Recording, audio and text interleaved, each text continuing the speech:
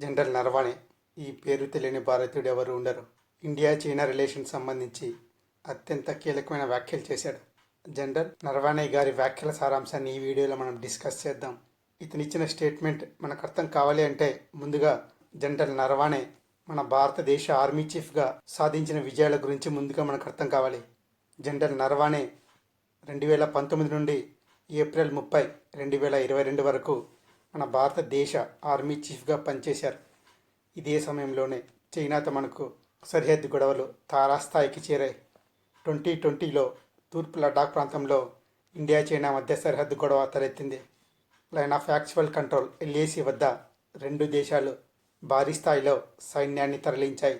లడాక్ ప్రాంతంలో భారీ సైనిక ప్రతిష్టంభన ఏర్పడింది.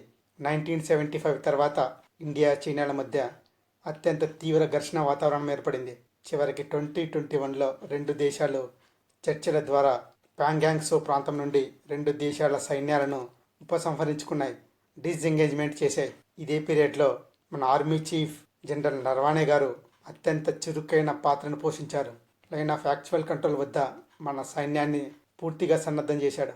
చైనాతో సమానంగా మన సైన్యాన్ని సరిహద్దులో మోహరించాడు. దౌత్యం ద్వారా చర్చలు జరుపుతూనే మరోవైపు మన మిలిటరీ డిటరెన్స్ సైనిక నిరోధక శక్తిని పెంచుతూ పోయాడు. వేగంగా నిర్ణయాలు తీసుకున్నాడు.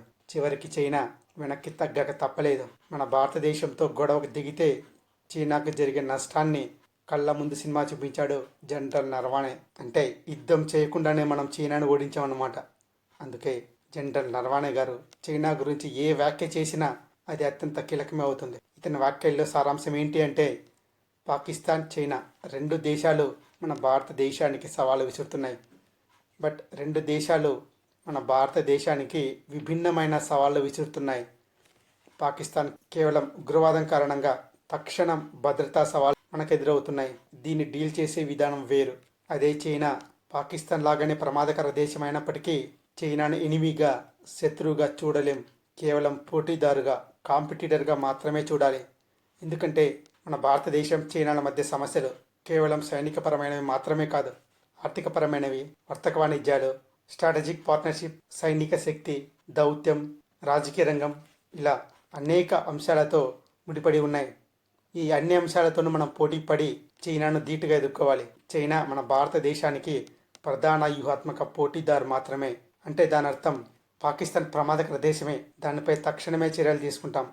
కానీ చైనా విషయంలో మాత్రం తక్షణమే చర్యలు తీసుకోలేం.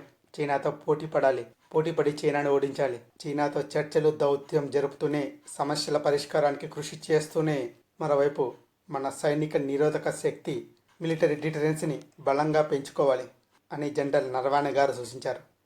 ఇతని వ్యాఖ్యల్లో కీలకమైన సారాంశం ఏంటి అంటే, పాకిస్తాన్తో మనకు తక్షణ ప్రమాదం ఉంది, కానీ చైనాతో దీర్ఘకాలిక ప్రమాదం ఉంది.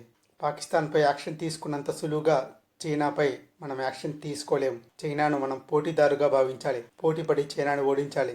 అట్ ద సేమ్ టైం మన భారతదేశం బలమైన మిలిటరీ నిరోధక శక్తి, మిలిటరీ డిటరెన్స్గా ఎదగాలి అనేది ఇతని వ్యాఖ్యల సారాంశం. 1947 స్వతంత్ర భారతదేశం తర్వాత 2021 సంవత్సరంలోనే చైనా మన భారతదేశ సైనిక సామర్థ్యాన్ని గుర్తించి భయపడి తొలిసారి వెనక్కి తగ్గింది.